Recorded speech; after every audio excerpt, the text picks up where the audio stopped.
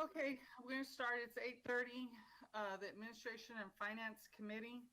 I'm going to do a roll call. Lynn Allison,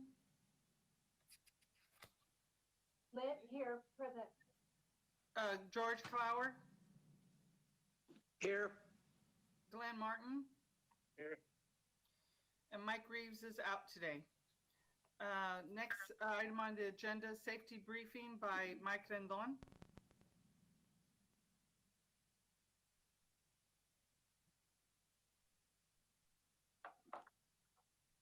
Good morning, everyone. I hope you all are staying safe for this morning's safety briefing. If we have an emergency, there's 3 exits to this Board of Directors room, in the kitchen, directly to my right, and the rear of this boardroom. You all will exit the west side doors, report to the clock tower adjacent to the transfer station. Dina will account for all of the Board of Directors. I'll make sure that everybody exits this room properly. 3 things to remember. Do not return back to the building unless all clear. Do not utilize the elevator. And if we have to shelter in place, we'll shelter in place in the west side stairwell. Thank you. Hey, Mike, do me a favor. Will you share with the board members the murder that happened across the street? Okay, just briefly, yesterday morning around 2 o'clock in the morning, our security guard, Commission Guard Garcia, was doing his routine patrol around the outer perimeter of the Staples Street Center building when he noticed an individual dragging a body on Waco Street, catty corner to this building. At that time, he yelled and says, "Hey, what are you doing?" The individuals ran away. He immediately went across, knowing that it was a person. Looked at him. He looked like he was already had expired. Immediately called CCPD.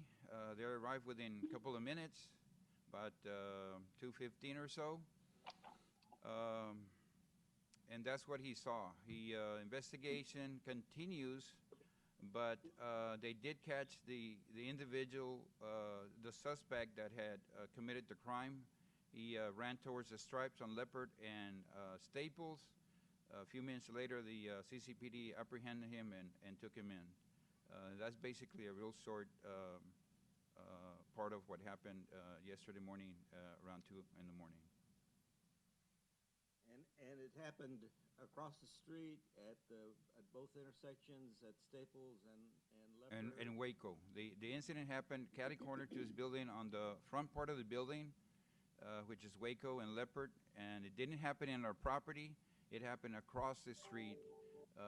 So it was by chance that the guard was doing his routine patrol, witnessed the incident, reported it immediately, and he was taken in for about 2 hours at the CCPD for questioning. We noticed other stuff that in the video, we have downloaded the video, made copies, and has been submitted to the Corpus Christi Police Department. So.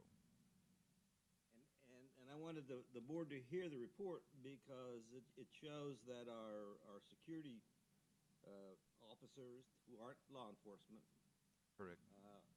Are doing their job by actually making patrols and being outside the building and looking around the facilities and down the streets to see that everything is safe and secure. In this case, they witnessed the aftermath of a murder and were the key factor in that suspect being caught almost immediately. Yes, even the officer talked to Albert Garcia, the detective was in charge of the incident. He says that without the security guard, we would have never known who had done this because the individual ran away. And in the video, you really can't identify the person, but you know there's a person. And because of the guard being at the right time, at the right place, was able to call for assistance. And then, of course, the police department responded and apprehended the individual. Thank you, Mike. Thank you. Okay, so Next item on the agenda is opportunity for public, receipt of conflict of interest affidavits. Dina, do we have any? No, I have not received any. All right.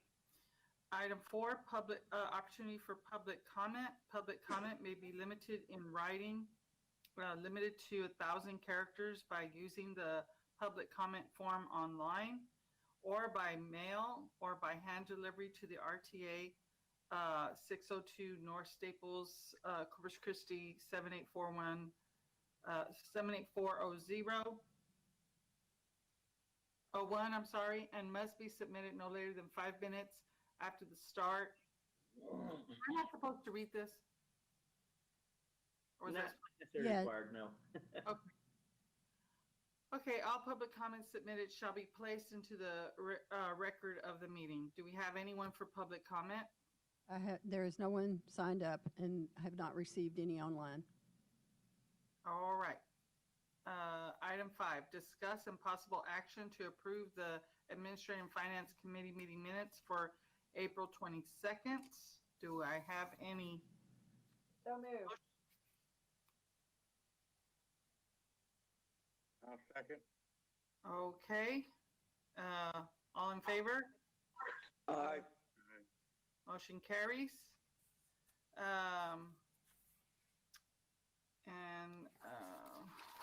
Item 6, discussion and possible action to recommend the Board of Directors authorize the Chief Executive Officer or designee to award the contract to in-house transportation for the interactive voice response system. Mr. Saldana? Good morning. Good morning. I see this thing is glowing, but I don't see it moving. Is it not working? Well, I see it, the light going on, There but I you don't go. see it. You want to go ahead and, all right. I can move it. So we're going to talk today about an award or contract to in-house transportation for interactive voice response system. It's known as the IVR system in here. This aligns with the board priority of innovation. Just some background. The IVR system is known... Robert, can you speak up a little bit, please? Yeah. The IVR system is known as a ride line. So when you call in, you look on our website, you'll see it as listed as ride line. It's currently out of date, and when we say it's out of date, it's working. It's just on the software system about virus protections and all that. That's what part is out of date. It's just like your Microsoft Windows not having Windows 10, you're having Windows, I don't know, 8 or 6.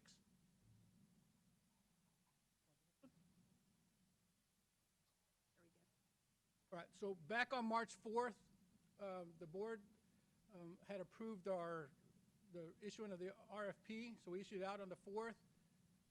Part of the specs on the system here was we're looking for a complete system. We're looking for the hardware, software, and implementation. The hardware and software both will come with the 3 years licensing fees.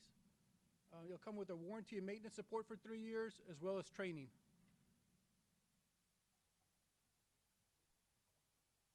And what we're trying to accomplish with this, obviously, not just getting the software support in here, but we're trying to get this a little bit more intuitive in here, a little more human-like, so it's not just mechanical as you call in. What it does is it starts to, with some history, it'll look at open tickets and open orders, reservations, and it'll start to be able to predict some of the calls that come in and get you a speedier response. We received 5 proposals, 5 responsive proposals, and if you look at it, the top one, in-house transportation, received the highest technical score of 73.8 out of 80 points, and all 20 points, which means they were the lowest cost of all the 5 proposals. So if you can see that on the far right-hand side, $151,920. So their overall score was 93.8, and the second one is 75.87.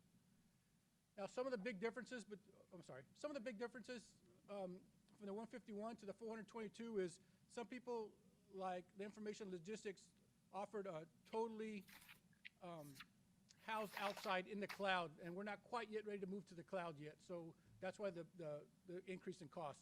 Now, at some point in time, we are going to look to move to our cloud from our financial system and everything else, and I'll just make it easier for times like this, COVID, to work from home and everything else. Now, we are using a VT CLI grant. The total cost of $151,920 will be matched at 80% for federal at $121,536. And then the local 20% will be, it'll cost RTA $30,384. So at this time, staff requests the Administration and Finance Committee to recommend the Board of Directors authorize the Chief Executive Officer or designee to award a contract to in-house transportation for interactive voice response IVR system. I'll take any questions. Can you go back to that slide, Robert, with the cost breakdown? Yes, ma'am. So is this for a 1 year, or how many years are we looking at this? And the reason I'm asking is because if we are going to convert to the cloud, I like the lower price, don't get me wrong, but when do we envision making this conversion? So this is a 3-year contract. The cloud system, as we do it, we're going to do it in phases because it's going to be so expensive. We have to look and see what we can afford and what is taking priority. So the cloud most likely will be more like a financial software system, so the operations can run a little bit better, more efficiently. And then we'll start taking different parts of our business to the cloud-based system. This will be one of them eventually. All that, we just have to look at our annual budget and see what we're doing to see how much of our segment of our business we will take to the cloud. Okay, so the 151 is for 3 years. That's not per year. That's the total cost. Yes, ma'am. Correct. Okay. Thank you. You're welcome. That's such a big difference, but I guess the technology is so different too when you're looking at the cloud versus the. As well as by not moving to the cloud, they can use some of our existing equipment, and those that move strictly to the cloud have to get all their own equipment again. So that's some of the other costs associated with going to the cloud. Okay. Thank you. Yes, ma'am.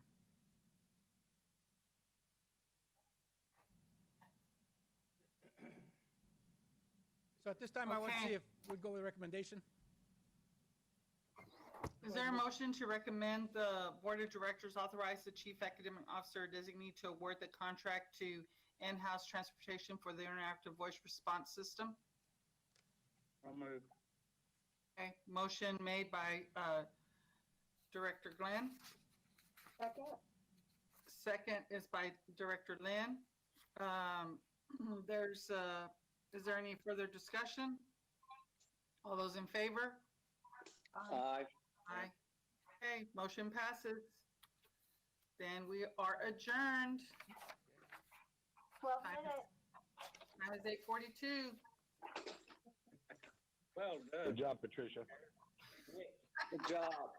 Good job, Director Dominguez. Hey, so George, this is your last meeting. Are we gonna see you next week? Yes, ma'am. Okay, good. I got one more board meeting. Okay, cool. I think No, last meeting, you're supposed to bring the board something special. Is that? That's for the Operations and Capital Projects Committee.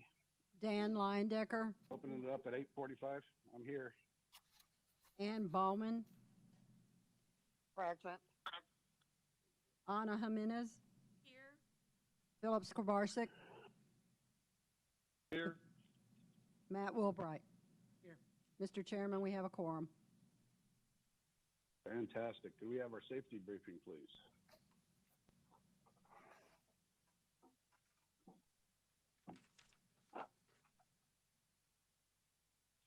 Good morning again. There's an echo here. In case of an emergency, you guys will exit either through the kitchen, directly to my right, and there's a door also at the rear of this Board of Directors room. You guys will report to the clock tower adjacent to the transfer station. Dina will account for all of the Board of Directors. I'll make sure that everybody's out properly and okay. 3 things. Do not return back to this building unless all cleared. Do not utilize the elevator during the emergency. And if we have to shelter in place, we will shelter in place on the west side stairwell. Thank you. Thank you, Mike. Dina, do we have any conflict of interest affidavits? No, we have not received any. Okay, agenda item 4, is there any request for public comment? No, sir, not in physical or online.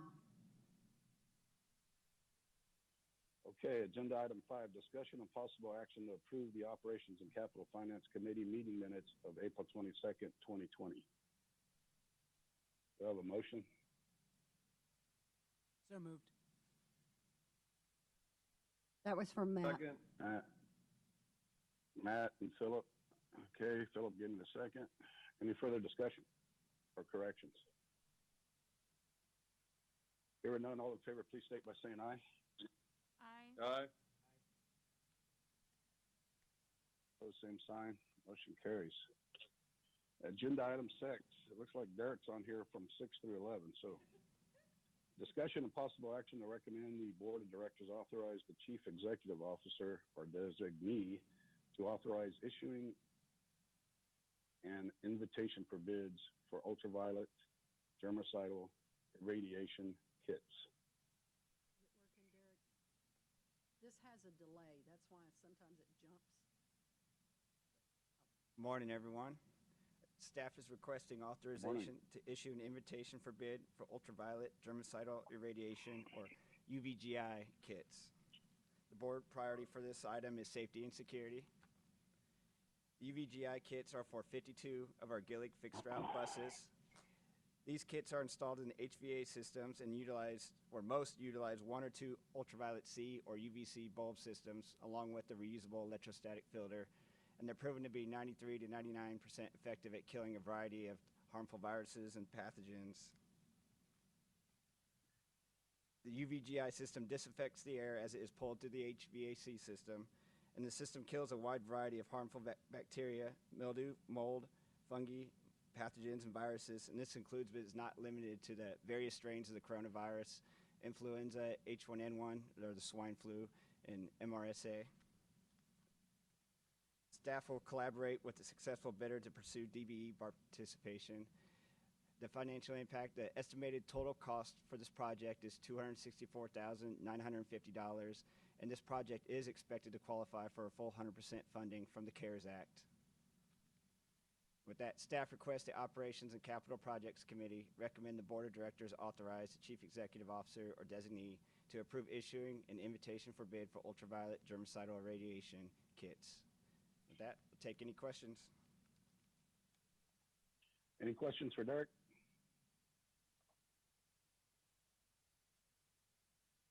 Hearing none, could I get a motion? So moved by Anna. So moved. Second by Philip. Thank you, too. Any further discussion? Hearing none, all in favor, please state by saying aye. Aye. Aye. Opposed, same sign. Motion carries. Agenda item 6. Discussion and possible action to recommend the Board of Directors authorize the CEO or designee to authorize issuing an invitation for bids for driver safety shields. For this item, staff is requesting authorization to issue an invitation for bid for driver safety shields. The board priority for this item is safety and security. Previously, acrylic barriers were installed on our vehicles. They were designed and installed by our maintenance team in response to the COVID-19 pandemic. They were intended to provide an additional layer of protection from bacterial and viral threats for our operators. The advanced driver shields that we are requesting would be installed on 63 of our Gillig fixed route buses. The current barriers were only designed to help protect against bacterial and viral threats. Prior to COVID-19, the primary threat to an operator was actually a physical assault. Safety shields help protect against physical assaults with some weapons, and the bacterial and viral threats. Staff will collaborate with the successful bidder to pursue DBE participation. The estimated total cost for this project is $443,240, and this project is expected to qualify for a full 100% funding under the CARES Act. Now, I do have to just add one stipulation. We put the costing in there, but since COVID-19, there are many different products coming out. Previously, there were only a few vendors, so there are some different materials and alternatives that may end up coming in lower cost than what we had predicted. What we were going with was what was on the market available prior to COVID-19. So with that, staff requests the Operations and Capital Projects Committee recommend the Board of Directors authorize the Chief Executive Officer or designee to approve issuing an invitation for bid for driver safety shields. And I'll take any questions. Any questions?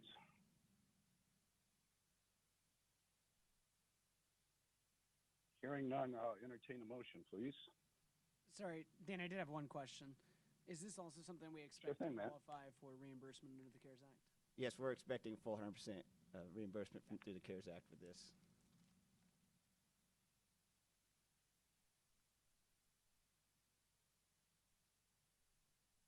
I'll entertain a motion. Okay, Philip, so moves. Second from Anna. Thank you, sir. That was Anna. We got a second. Any further discussion? Hearing none, all in favor, please state by saying aye. Aye.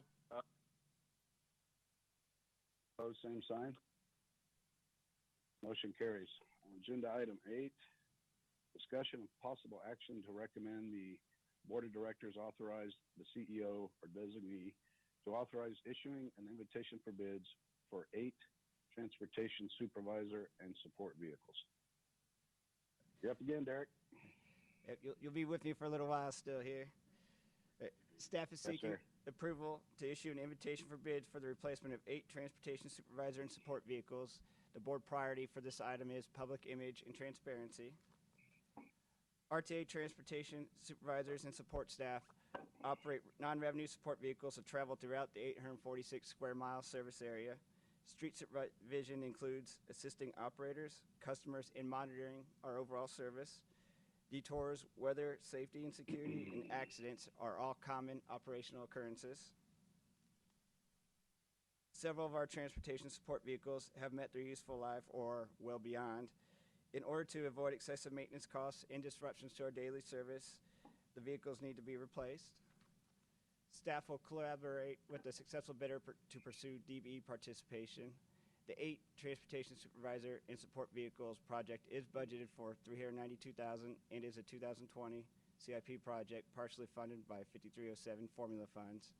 The estimated local match is $78,400 and the estimated 5307 fund match is $313,600. With that, staff requests the Operations and Capital Projects Committee recommend the Board of Directors authorize the Chief Executive Officer or designee to approve issuing an invitation for bid for 8 transportation supervisor and support vehicles. Any questions?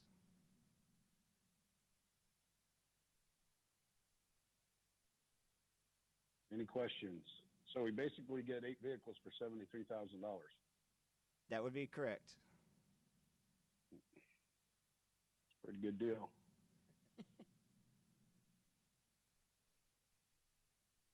Any questions? Hearing no questions, I'll entertain a motion.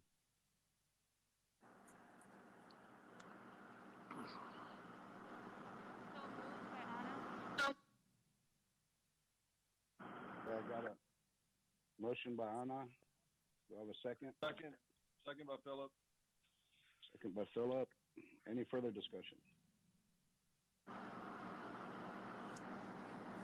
Hearing none, all in favor, please state by saying aye. Aye. Pose same sign. Motion carries.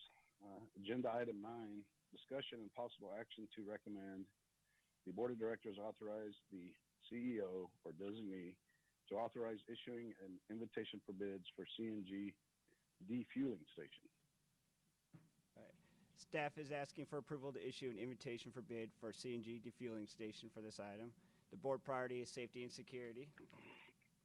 The RTA currently has 110 vehicles that are fueled by CNG. Those consist of 50 Gillig 35 and 40-foot buses, 53 Arbuck cutaway vans, and 7 of the VPG MV1 supervisor vehicles. The maintenance department performs periodic CNG system and tank inspections on these vehicles. These inspections are completed by 2 of our employees who are certified inspectors. And the inspections are done to ensure our vehicles are in safe operating conditions and that we stay in compliance with the Railroad Commission of Texas. As mentioned, the CCRTA and MV maintenance departments are responsible for the safe maintenance and repair of 110 CNG vehicles. Repairs to the CNG delivery and storage systems at times require removal of CNG from the tanks.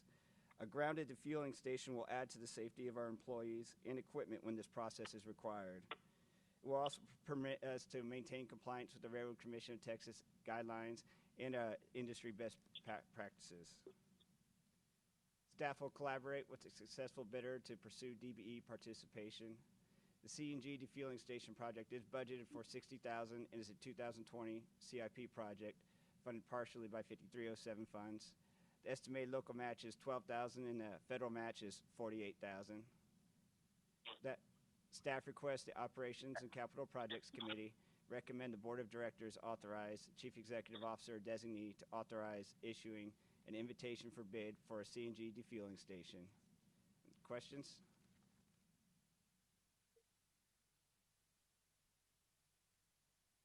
Any questions for Derek?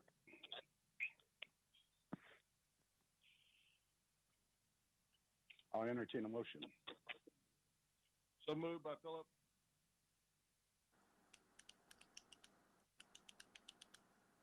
Do I have a second? Second by Matt. Second by Matt. Matt. Any further discussion? Hearing none, all in favor, please state by saying aye. Aye.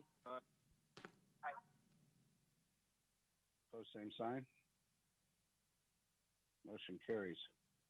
Agenda item 10, discussion and possible action to recommend the Board of Directors authorize the CEO or designee to exercise the 2-year option on the contract with Brad Hall and Associates for diesel fuel supply. Staff is requesting action to exercise a 2-year option with Brad Hall and Associates for diesel fuel supply. The board priority for this item is public image and transparency. The contract with Brad Hall and Associates is for Texas ultra-low sulfur diesel. This is a requirement of the TCEQ's Texas Low Emission Diesel Program. And this type of diesel requires a maximum of 15 parts per million of sulfur. It is utilized in 20 of our Gillig buses. The 3-year base contract was approved by the board on June 7th of 2017 and has a single 2-year option with board approval. In this chart, you'll just see our diesel usage since 2015. The decline is directly associated with our conversion to a CNG fleet. As mentioned earlier, the RTA requires diesel for 20 of our fixed route Gilligs. The pricing is subject to Opus, which is a third-party provider that provides daily costing. Fuel is price marked per site delivery date, which for us is when it is delivered to Bear Lane. Staff will continue to collaborate with the contractor to pursue DBE participation. And funds are accounted for in the annual operating budget. The total amount of expenditures will be determined by actual usage. In 2019, the expenditure was $333,810 on 163,441 gallons of usage.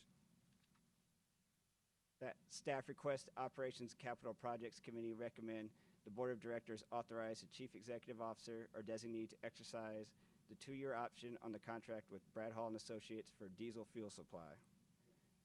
Questions?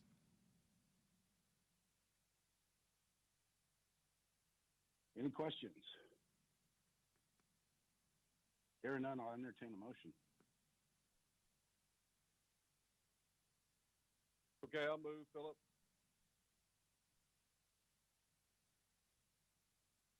Do I have a second? Second. I'll Matt. second Ann. Thank you, Ms. Ann. Any further discussion? Hearing none, all in favor, please state by saying aye. Aye. Opposed, same sign. Motion carries. Agenda item 11, discussion and possible action to recommend the Board of Directors authorize the CEO or designee to exercise the 2nd option year on the contract with Bridgestone Tire Operations, bus tire leasing and services. Right, you're all almost done with me. Staff is requesting action to exercise option year 2 on the contract with Bridgestone Americas Tire Operations, LLC, for bus tire leasing and services. The board priority for this item is public image and transparency. The current contract was approved by the board on June 1st of 2016, and it was structured as a 3-year base with 2 1-year options following board approval. Tires are leased based on actual miles driven. This eliminates the need for costly annual capital investment purchases of over 450 tires a year. They're estimated at $375,000 to $385 or $375 to $385 each, which equates to about $168,000 to $175,000 a year. The contract includes services for specialized technicians to provide oversight, ensure tires have a minimum operating tread depth of 4/32 on the front and 2/32 on the rear. The first option year is due to expire on June 30th of 2020. In addition to oversight and a tire technician, the contractor provides specialty tools and equipment required to safely complete turnkey operation. And this includes mounting, dismounting of tires, repairing damages, ensuring proper tire pressure and depth, and the responsibility for the disposal of the tires per EPA regulations. Staff will continue to collaborate with the contractor to pursue DBE participation. The total amount of expenditures will be determined by actual usage. The total estimated cost for the second option year is estimated to be $228,161.58, and it's budgeted in that 2020 operating budget. And here you can see a breakdown of the cost.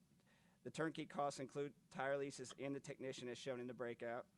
The estimated tire lease cost is $152,357.58, and the estimated tire specialist service charge is $75,804, with a total estimated cost of $228,161.58.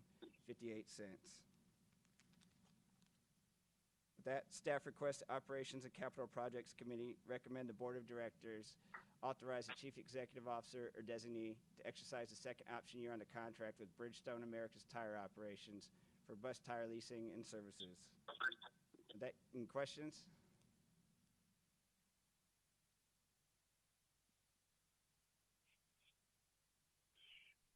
Any questions for Derek? Hearing none, I'll entertain a motion. So move from Anna. I'll Do I have a second. second? Thank you, Ann.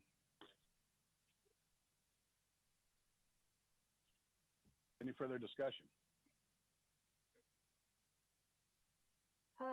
Hearing I none. have a question. Go ahead.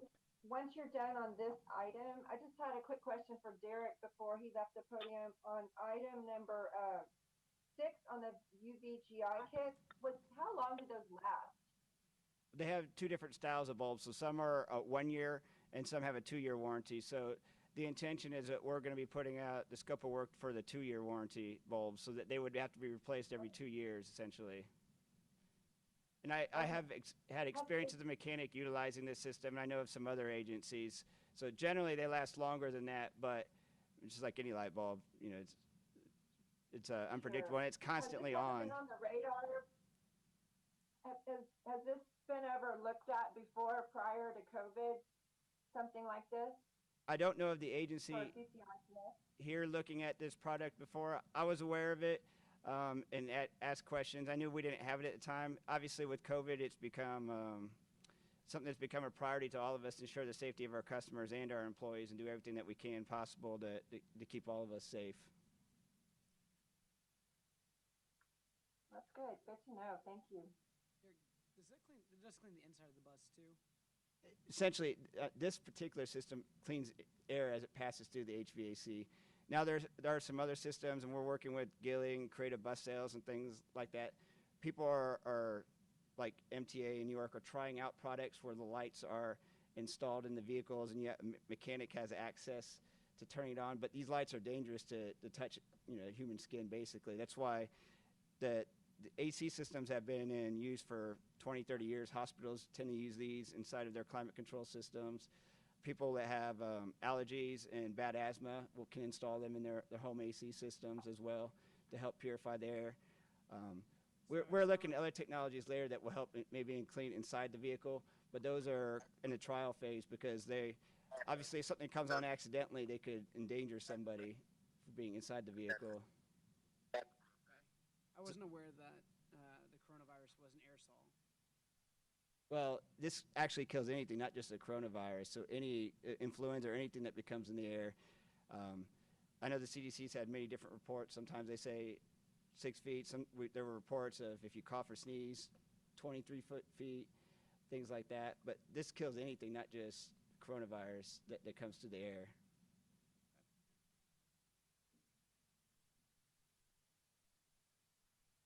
Okay, I have one in my office. I have a motion by Anna and a second by Ann. Any further discussion? Hearing none, all in favor, please state by saying aye. Aye. Opposed, same sign. Motion carries. And it looks like we're adjourned at 9:06.